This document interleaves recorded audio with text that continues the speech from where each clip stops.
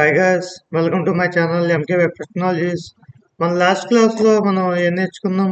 If else గురించి చూసాము. If else యొక్క సింటాక్స్ అండ్ దాని యొక్క థియరీ, అసలు ఇఫెల్స్ ఏంటి యూజ్ చేస్తాము అండ్ దాని సింటాక్స్ చూసాము. అలాగే ఎగ్జాంపుల్ కూడా చూసాము అండ్ దాని యొక్క అవుట్పుట్ కూడా మనం చూసాము అనమాట. ఓకేనా? దాని తర్వాత ఏం చేసామంటే స్విచ్ స్టేట్మెంట్ గురించి తెలుసుకున్నాము, దాని యొక్క సింటాక్స్ చూసాము. అంతే, దాని యొక్క ఎగ్జాంపుల్ అనేది మనం చూడలేదు. ఓకేనా? మనం ఈ క్లాస్లో స్విచ్ స్టేట్మెంట్ గురించి తర్వాత చూద్దాము. ఓకేనండి.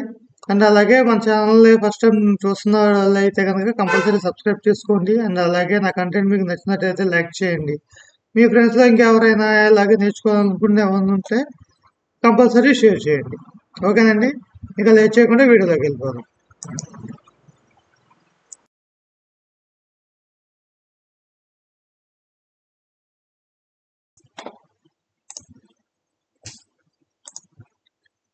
ఈరోజు మనం స్విచ్ గురించి తెలుసుకుందాము. స్విచ్ అంటే ఏంటి, అసలు స్విచ్ అసలు ఎందుకు యూజ్ చేస్తాము, దాని యొక్క సింటాక్స్ ఆల్రెడీ నేను ఎస్టర్డే క్లాస్లో చూసాము. అండ్ అలాగే ఈరోజు కూడా చూద్దాం అనమాట. అసలు స్విచ్ అంటే ఏంటంటే ఫస్ట్ బేసిక్ ఎగ్జాంపుల్ చెప్తాను. స్విచ్ అంటే ఏం లేదండి, మనం ఇఫెల్స్ కండిషన్ మనం ఎలా రాసామండి, అది ఇఫెల్స్ కండిషన్ మనం ఎందుకు యూజ్ చేస్తాం, మోర్ దాన్ మన కండిషన్ ఉన్నప్పుడు దాన్ని చెక్ చేయడానికి మనం ఇఫెల్స్ ఇఫ్ స్టేట్మెంట్ యూజ్ చేస్తాము. సేమ్ అలాగే మన స్విచ్ స్టేట్మెంట్లో కూడా అలాగే మల్టిపుల్ స్టేట్మెంట్స్ని మనం ప్రింట్అవుట్ చేయడానికి కానీ, లేదంటే కనుక మల్టిపుల్ కండిషన్స్ చెక్ చేయడానికి కానీ, స్విచ్ స్టేట్మెంట్ అనేది ఒక another way of checking the multiple conditions అనమాట. ఓకేనా?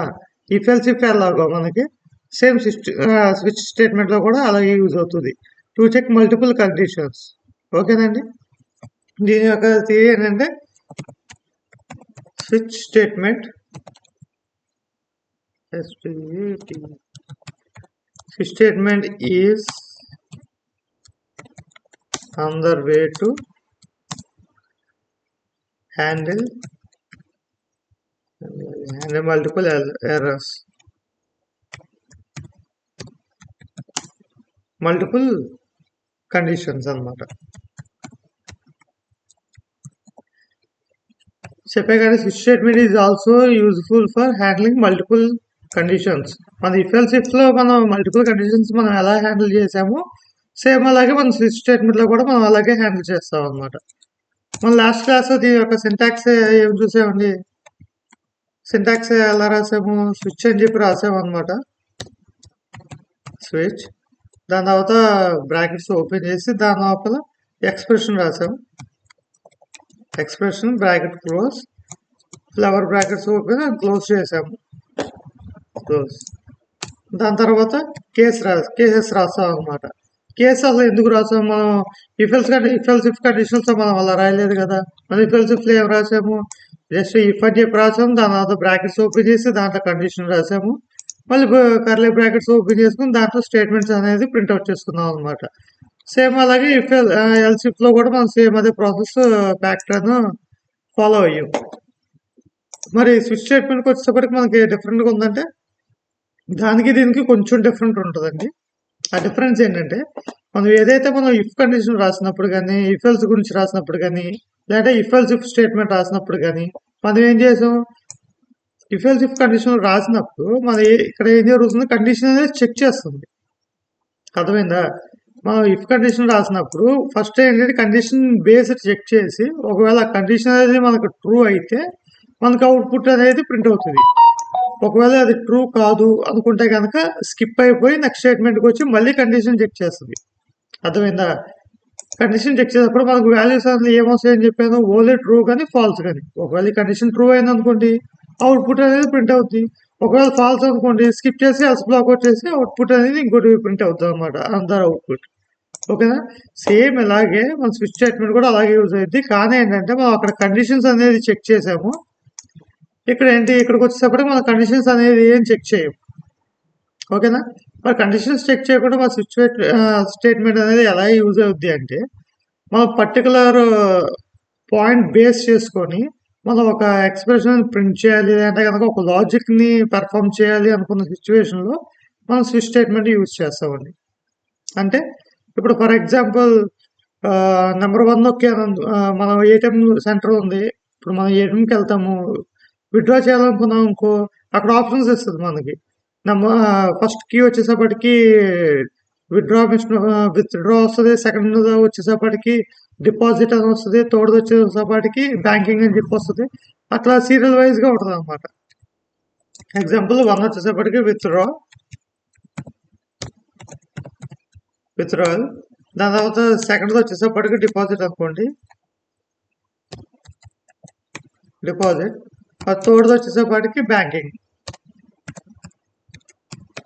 బ్యాంకింగ్ అంటే ఏంటంటే ఏమన్నా మనం ఏటీఎం పాస్పోర్ట్స్ కానీ చేంజ్ చేసుకోవాలనుకున్నా కనుక, పిన్ జనరేట్ చేయాలనుకున్నా కూడా మనం బ్యాంకింగ్లోకి వెళ్ళి మనం యూజ్ చేసుకుంటాం.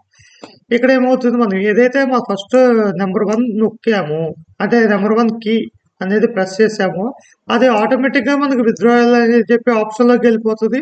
వెళ్ళిపోయిన తర్వాత మనకి ఏమవుతుంది, అడుగుతుంది ఎంత అమౌంట్ విత్డ్రా చేయాలనుకుంటున్నారు.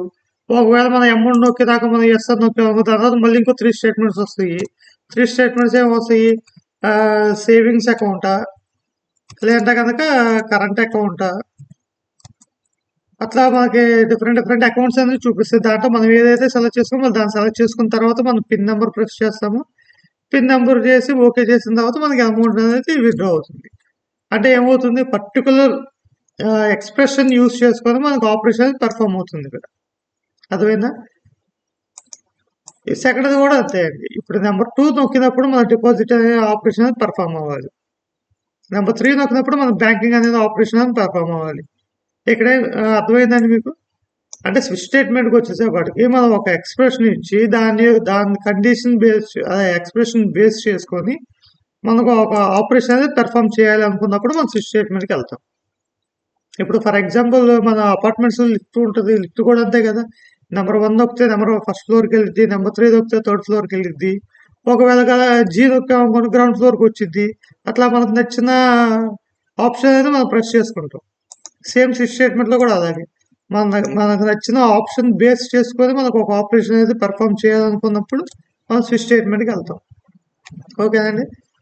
మరి కేసెస్ ఎలా రాస్తామంటే కేస్ 1 అని చెప్పి ఇస్తున్నాను. కేస్ 1కి వచ్చేసేపటికి సంథింగ్ ఒక లాజిక్ రాశా. లాజిక్ దాని తర్వాత ఏం చేయాలని చెప్పాను ఎస్టర్డే క్లాస్లో, ఎప్పుడైతే మనం కేసెస్ అని చెప్పి రాసిన తర్వాత మనం కంపల్సరీ బ్రేక్ అనేది చెప్పి వాడాలి. బ్రేక్ అనేది ఎందుకు వాడాలి, ఎప్పుడైతే మన స్టేట్మెంట్ అది కంప్లీట్ అయిపోయింది అని చెప్పి మనం అనుకుంటామో అది కంపల్సరీ మనం బ్రేక్ అనేది యూజ్ చేయాలి. ఒకవేళ మీరు బ్రేక్ యూజ్ చేయలేదు అనుకోండి, ఆటోమేటిక్గా మీకు సెకండ్ క్లాస్లో కేసులో ఏదైతే మీరు రాస్తున్నారో లాజిక్ కానీ, లేదంటే కనుక ఒక స్టేట్మెంట్ ప్రింట్అవుట్ చేయటం కానీ ఏదైతే రాస్తున్నారో అది ఆటోమేటిక్గా మీకు అవుట్పుట్ అనేది ప్రింట్ అయిపోద్ది. అదవుతుందా? అది ఎలా ప్రింట్ అవుతుందో మీకు అప్కమింగ్ టైంలో మీకు ఎగ్జాంపుల్గా చూపిస్తాను. నెక్స్ట్ వచ్చేసరికి కేస్ 2, సెకండ్ కేసులో నాకు ఏం ప్రింట్ అవ్వాలి అని చెప్పి దాంట్లో ఒక లాజిక్ రాసుకుంటున్నాను. లాజిక్ దాని తర్వాత మనకి ఏంటంటే బ్రేక్. లాస్ట్లో మనకి ఇంకోటి ఉంటుంది, ఏంటిది డిఫాల్ట్. డిఫాల్ట్ అనేది ఒక స్టేట్మెంట్. ఇప్పుడు ఫర్ ఎగ్జాంపుల్ నేను ఓన్లీ ఇప్పుడు మీకు ఎట్లా చెప్పాలంటే, ఇప్పుడు ఎగ్జాంపుల్గా నేను తీసుకుంటున్నాను ఏంటంటే నమ్ ఈజ్ ఈక్వల్ టు 5 అని చెప్పి తీసుకున్నాను. ఇప్పుడు ఇంటి నమ్ ఈజ్ ఈక్వల్ టు 5 అని తీసుకుంటే, ఇప్పుడు ఫర్ ఎగ్జాంపుల్ నేను ఇచ్చిన ఎక్స్ప్రెషన్లో 5 అని ఇచ్చాను, కానీ ఇక్కడ నేను ఇచ్చిన కేసెస్లో ఏమి ఇచ్చాను, ఓన్లీ 1, 2 ఇచ్చాను. ఓన్లీ 1, 2 ఇచ్చినప్పుడు నాకు ఇక్కడ ఎక్స్ప్రెషన్ అనేది నాకు మ్యాచ్ అవ్వట్లేదు అనమాట. అర్థమైతే ఇక్కడ ఇచ్చింది 5, కానీ ఇక్కడ నేను చెక్ చేయాల్సింది ఏంటి 5లో ఉన్న లాజిక్ అనేది నాకు ప్రింట్ అవ్వాలి. కానీ ఇక్కడికి వచ్చేసరికి ఏమవుతుంది, ఓన్లీ కేస్ 1 ఉంది, కేస్ 2 ఉంది, కేస్ 5 అనేది లేదు. లేనప్పుడు మనకి ఏమవుతుంది, ఇమీడియట్గా ఫాల్స్ అనేది చెప్పి ప్రూవ్ అవుతుంది. కాబట్టి ఎప్పుడైతే మనకు ఫాల్స్ వచ్చిందో, మనం ఎప్పుడైతే డిఫాల్ట్ అని చెప్పి మనం స్టేట్మెంట్ ప్రింట్ రాసామో ఆటోమేటిక్గా మనకు డిఫాల్ట్ స్టేట్మెంట్లో ఉన్న స్టేట్మెంట్ అనేది ప్రింట్ అయిపోద్ది అనమాట. డిఫాల్ట్ అనే స్టేట్మెంట్ అనేది ప్రింట్ అవుతుంది. అది ఎలా ప్రింట్ అవుతుంది మనం ఇప్పుడు ఎగ్జాంపుల్గా చూద్దాం. ఇప్పుడు మీకు అర్థమై ఉంటుంది స్విచ్ స్టేట్మెంట్ గురించి. స్విచ్ అంటే ఏంటంటే, switch is also another way to handle multiple conditions. కండిషన్సే హ్యాండిల్ చేస్తుంది, కండిషన్స్ చెక్ చేయదు. అది ఒకటి గుర్తుపెట్టుకోండి మీరు. It only handles the conditions, but it will not check the conditions. ఓకేనా?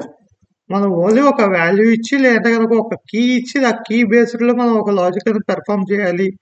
అది ఈక్వల్ అయినప్పుడు, ఈక్వల్ అంటే ఏంటి, మీకు ఆటోమేటిక్గా మీకు డబుల్ ఈక్వల్ టు ఆపరేటర్ అనేది మనకి ఇక్కడ పర్ఫామ్ అవుతుంది. అంటే ఏంటి, 5 is equal to 1 false, 5 is equal to 2 false, అంటే ఈక్వల్ చేస్తుంది అనమాట. అంటే 5 అనేది 1కి ఈక్వల్ కాదా అంటే 5 1 సమానమా కాదా చూసుకుంది, కాదు. దాని తర్వాత 2కి వెళ్తుంది, 2కి చూసుకుంది, కాదు. దాని తర్వాత 3 కాదు. దాని తర్వాత 4 కాదు. దాని తర్వాత 5 5 అనేది ఈక్వల్ అవుతుంది. సో ఫిఫ్త్ స్టేట్మెంట్ అనేది మనం ప్రింట్ అయింది, కేస్ 5 అనేది మనం ప్రింట్ అయింది అనమాట. మీరు అడగొచ్చు, సార్ ఇప్పుడు మీరే అంటున్నారు కండిషన్స్ చెక్ చేయదని, మరి ఇక్కడ double equal to operator use చేస్తుంది ఇంటర్నల్ గా, మరి 1 చెక్ చేస్తాం, మరి 2 చెక్, మరి దీన్ని కూడా కండిషన్ చెక్కింగ్ అంటారు కదా అని చెప్పంటే, మనం ఇక్కడ స్విచ్ స్టేట్మెంట్ లో కండిషన్ అనేది రాయలేదు. ఇది మెయిన్ గుర్తుపెట్టుకుని కండిషన్ రాయకుండా మనం జస్ట్ ఇక్కడ నెంబర్ అయితే ఏదైతే ఇచ్చామో అక్కడ ఈ నెంబర్ని పాస్ చేస్తున్నాం. పాస్ చేసినప్పుడు ఏమవుతుంది, ఈ 5 అనేది ఈ నెంబర్ కదా, ఈ 5 అనేది మన నెంబర్కి అసైన్ చేసాం. అసైన్ చేసినప్పుడు ఏమవుతుంది, ఈ నెంబర్లో 5 అని చెప్పి ఒక వాల్యూ ఉంటుంది. ఇప్పుడు ఈ 5 అని చెప్పి ఎంటర్ చేసినా కాబట్టి అదేం చేస్తుంది, లోపలికి వచ్చి కేస్ 1 చెక్ చేస్తుంది, 5 1 ఈక్వల్ కదా, కాదు. సో దీంట్లో ఉన్న లాజిక్ నాకు ప్రింట్ అవుతుంది. దాని తర్వాత కేస్ 2కి వస్తుంది, 5 2 ఈక్వల్ కాదు. సో నాకు ఈ లాజిక్ స్కిప్ చేస్తుంది. ఎప్పుడైతే నాకు 5 అనేది ఈక్వల్ అవుతుందో, కేసెస్ మాత్రమే, ఓన్లీ కేస్ 5 అనేది ఈక్వల్ అవుతుందో అప్పుడు దాని లోపల ఉన్న లాజిక్ అనేది మనకు ప్రింట్ అవుతుంది. అర్థమైందా? ఓకే, ఇంకా ఎగ్జాంపుల్కి వెళ్దాము. ఎగ్జాంపుల్కి వచ్చేసప్పటికి ఏం లేదు, ఇప్పుడు ఫైవ్ స్టేట్మెంట్ ఏదైతే తీసుకున్నా అదే మీకు ఎగ్జాంపుల్గా చూపిస్తాను అనమాట. ఇప్పుడు ఏంటి, ఫస్ట్ ఇంట్ నమ్ ఈజ్ ఈక్వల్ టు 5 అని చెప్పి నేను తీసుకున్నాను. దాని తర్వాత స్విచ్ రాస్తున్నా, స్విచ్ బ్రాకెట్స్ ఓపెన్ చేసి స్విచ్, దాని తర్వాత బ్రాకెట్స్ ఓపెన్ చేసి నెంబర్ అని చెప్పి దీన్ని ఆపోజిట్ క్లోజ్, అట్లే బ్రాకెట్స్ ఓపెన్ క్లోజ్. ఇప్పుడు ఏంటి నేను చూడండి, ఇప్పుడు ఎక్కడికి వచ్చేసప్పటికి ఏంటి, నేను కేసు రాస్తాను అనమాట. Case 1 is equal to only string values print చేస్తున్నాను.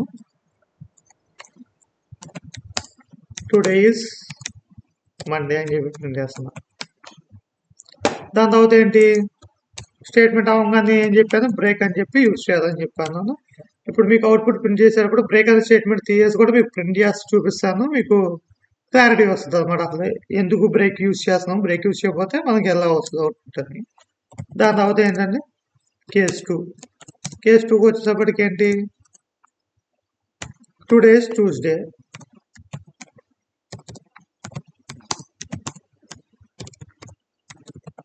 Today is Tuesday. దాని తర్వాత బ్రేక్, దాని తర్వాత కేస్ 3 ఏంటిది, today is Wednesday, today is Wednesday. దాని తర్వాత బ్రేక్, దాని తర్వాత కేస్ 4, దాని తర్వాత ఏంటి, టుడే ఈజ్ థర్స్డే,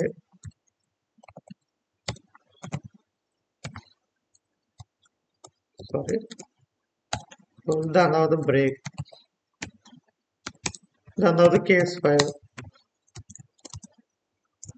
కేస్ 5 ఉందండి, టుడే ఈజ్ ఫ్రైడే. వీక్స్ కరెక్టే కదండి, కరెక్ట్గానే ఇచ్చాను. దాని తర్వాత లాస్ట్లో ఏంటంటే బ్రేక్.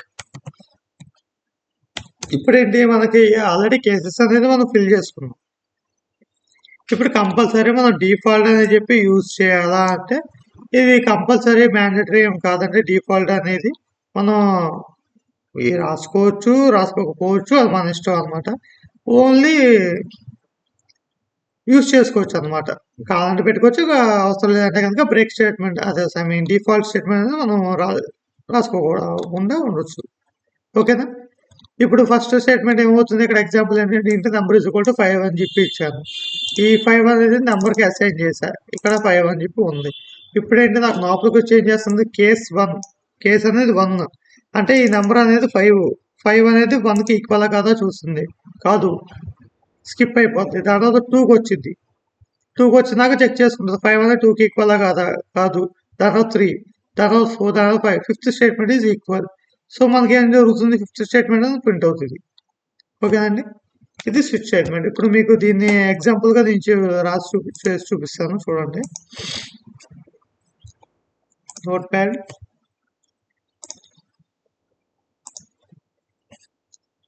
ముందు క్లాస్ రాయాలి, పబ్లిక్ క్లాస్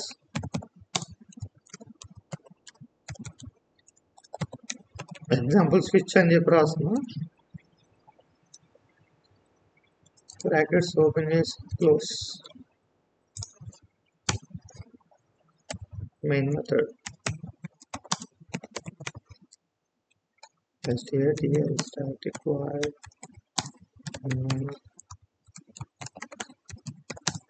logs.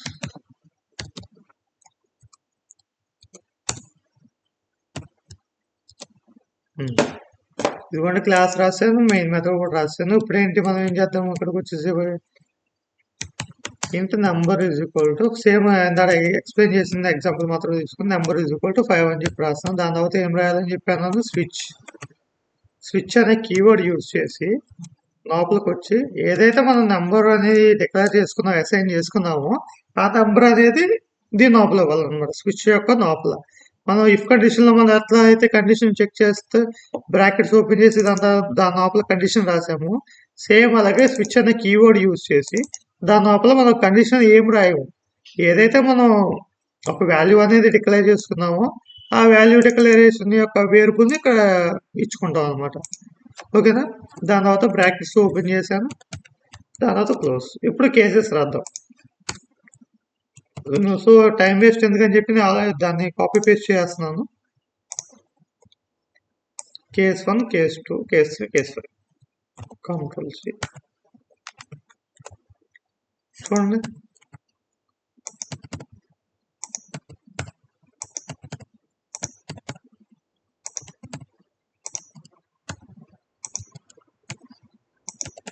ఓకేనా. ఇప్పుడు దీంట్లో అవుట్పుట్ నాకు ఏది ప్రింట్ అవుతుంది అని చెప్పి మీరు అనుకుంటున్నారు, గెస్ చేయండి. గెస్ ఏమన్నా ఆల్రెడీ చెప్పేసాను మీకు. ఏదైతే మనం నెంబర్ ఇస్తామో, ఏదైతే మనం ఇక్కడ నెంబర్ అని చెప్పి ఇస్తామో ఆ నెంబర్ని లోపలికి వచ్చి మన కేసెస్ ద్వారా చెక్ చేసుకొని దాంట్లో ఉన్న లాజిక్ పెర్ఫామ్ అవుతుంది అనమాట. అర్థమైందా? ఓకే సార్, ప్రింట్ పెర్ఫామ్ అయితే చేసి ఏంటంటే అవదండి. మనం ఏదైతే మనం కేసు రాసామో దాని లోపల స్టేట్మెంట్ అనేది రాయాలి. మీకు జస్ట్ ఎగ్జాంపుల్గా మీకు ఇది రాసాను అనమాట. ఇది రాసి మీకు అవుట్పుట్ అనేది ఏది ప్రింట్ అవుతుంది. కంపైల్ ఏమో ఎర్రర్ రావచ్చు, ఒకవేళ రాకపోయినా సరే మీకు అవుట్పుట్ అనేది ప్రింట్ అవ్వకపోవచ్చు. ఎందుకంటే మనం ఏదైనా జావాలో ఒక స్టేట్మెంట్ ప్రింట్అవుట్ చేయాలన్నా, లేదా కనుక ఆ స్టేట్మెంట్లో ఉన్న లాజిక్ని ప్రింట్అవుట్ చేయాలన్నా ఫస్ట్ మనం ఏం చేయాలండి, సిస్ అవుట్ అనేది ఇవ్వాలి.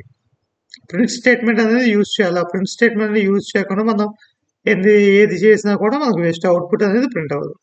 ఓకేనా, దాన్ని ఎట్లా చేస్తామో తెలుసుగా మీకు ఆల్రెడీ. system.out.println, దీని లోపల మనం దీన్ని రాసుకుంటాం అనమాట.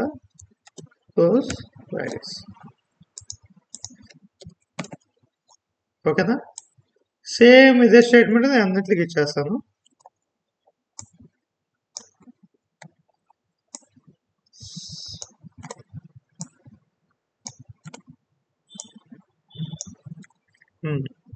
ఓన్లీ డేస్ మాత్రం సరిపోద్ది. ట్యూస్డే,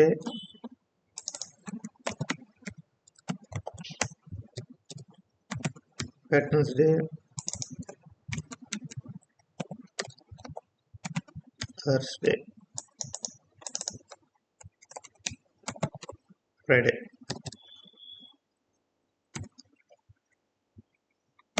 ఇప్పుడు సేవ్ చేద్దాము. నా ఎగ్జామ్ దీనికి ఏమి ఇచ్చానంటే ఎగ్జాంపుల్ స్విచ్ స్టేట్మెంట్ అని చెప్పి ఇచ్చా. సేమ్ అదే క్లాస్ అని రాస్తున్నా. స్విచ్ ఎగ్జాంపుల్ స్విచ్ అని చెప్పి ఇచ్చాను అనమాట. దీన్ని ఎక్కడ యూజ్ చేస్తున్నా, core జావాలో,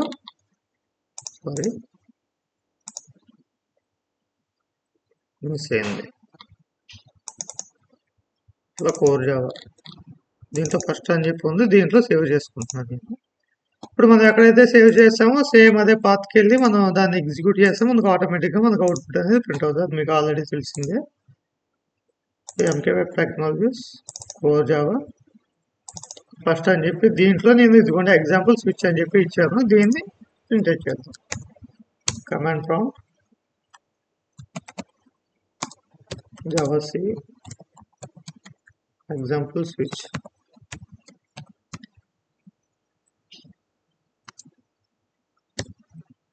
dot Java. I think so నేను డాట్ జావా క్లాస్ ఫైల్ ఇచ్చానా ఇవ్వలేదు.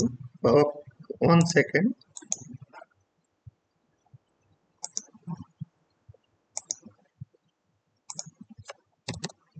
డాట్ జావా ఎక్స్టెన్షన్ చేంజ్ చేశాను. ఇప్పుడు రన్ చేసి చూద్దాం. Java C example switch dot Java. అది తెలిసి ఎర్రర్ వస్తుంది ఎక్కడో, నేను చెప్పా కదండి ఆల్రెడీ ఎర్రర్ వచ్చిందని. ఫైల్ నాట్ ఫౌండ్ ఎక్సెప్షన్ వచ్చింది. సిహెచ్ సారీ హెచ్ ఇవ్వలేదు అక్కడ నేను.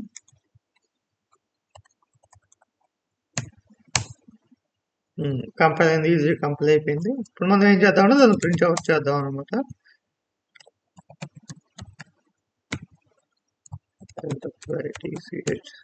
స్విచ్ డాట్ జావా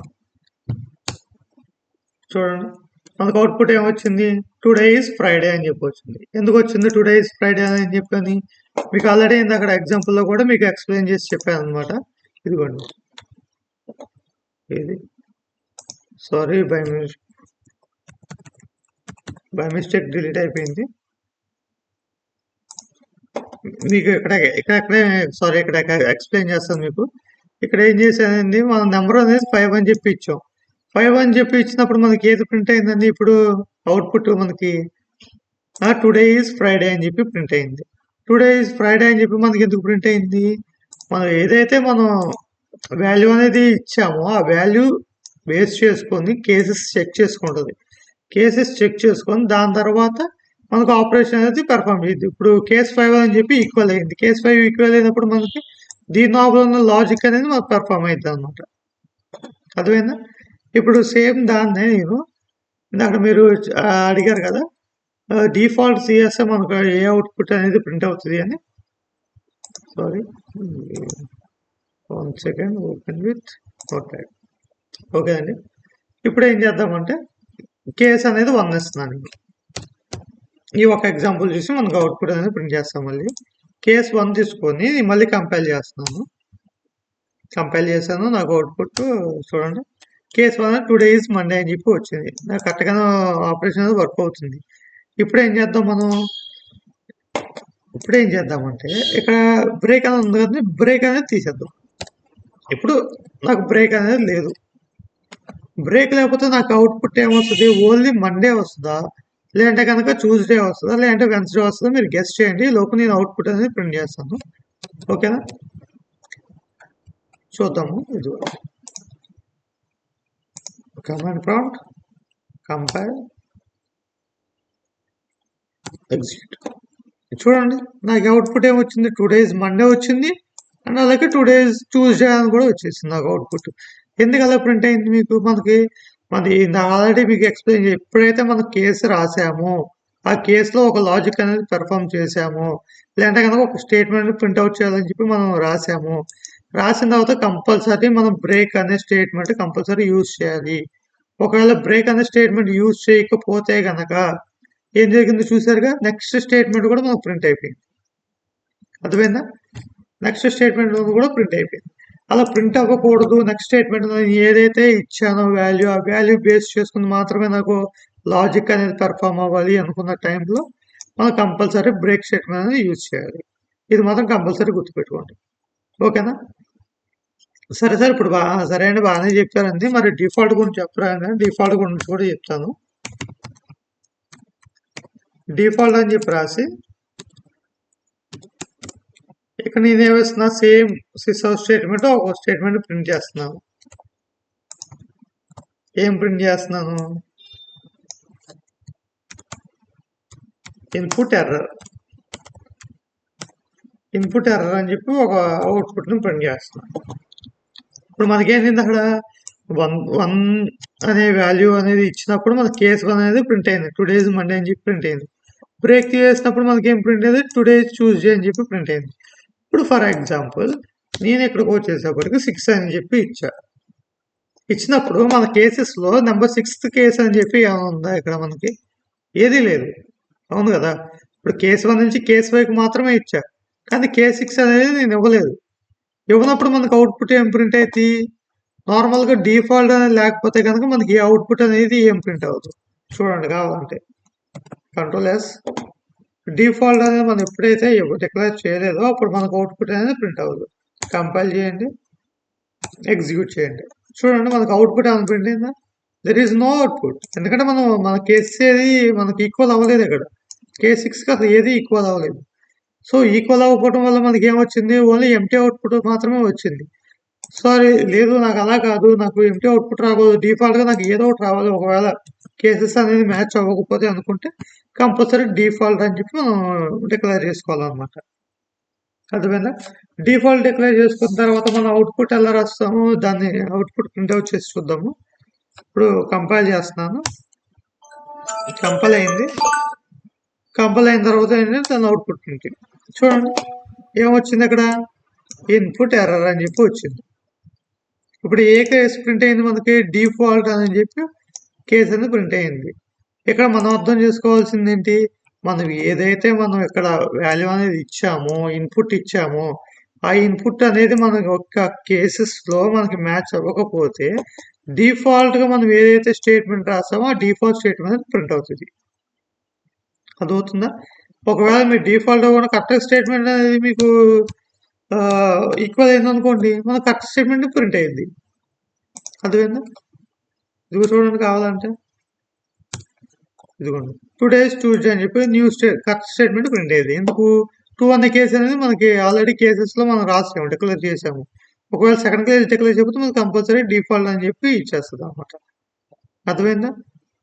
ఇప్పుడు బ్రేక్ అనేది యూజ్ చేస్తాము. కేసెస్ అనేది మనకి ఎలా ఐడెంటిఫై అవుతుంది, ఐడెంటిఫై అయిన తర్వాత అవుట్పుట్ అనేది ఎలా ప్రింట్ అవుతుంది, ఒకవేళ బ్రేక్ యూజ్ చేయకపోతే మనకు అవుట్పుట్ ఎలా ప్రింట్ అవుతుంది, అది డిఫాల్ట్ అంటే ఏంటి, డిఫాల్ట్ అవుట్పుట్ అనేది ఏ విధంగా ప్రింట్ అవుతుంది, ఎలా ప్రింట్ అవుతుంది. అర్థమైందండి? ఇదండి స్విచ్ స్టేట్మెంట్ గురించి. దీని యొక్క ఎగ్జాంపుల్స్ మీకు ఇంకా ఫర్దర్గా కావాలి అనుకుంటే కనుక మీరు కంపల్సరీ మా ఛానల్ని సబ్స్క్రైబ్ చేసుకోండి, అండ్ అలాగే లైక్ చేయండి నా కంటెంట్ మీకు నచ్చితే కనుక.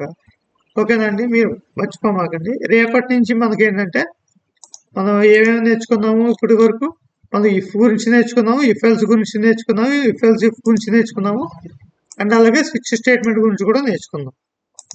ఇప్పుడు రేపటి నుంచి ఏంటంటే మ్యాక్సిమం 1 వీక్ వరకు ఓన్లీ ఇఫ్ గురించి,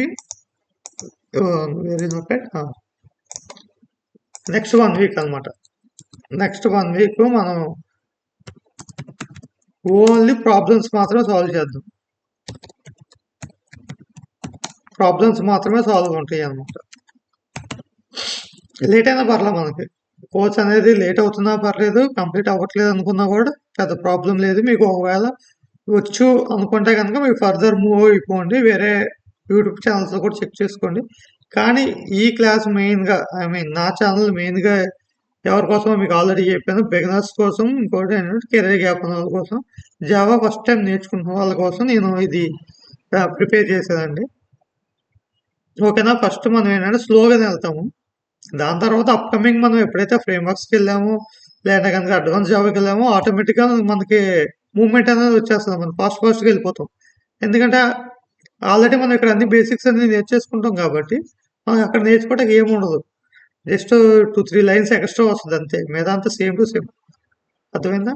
అందుకే మనం ఇప్పుడే స్టార్టింగ్ ఏంటంటే లాజిక్స్ నేర్చుకోవాలి కంపల్సరీ. లాజిక్స్ రావాలంటే మనకు కంపల్సరీ టైం అనేది కావాలి. ఆ టైం కావాలంటే మీరు అలొకేట్ చేసుకోవాలన్నమాట. అర్థమైందా?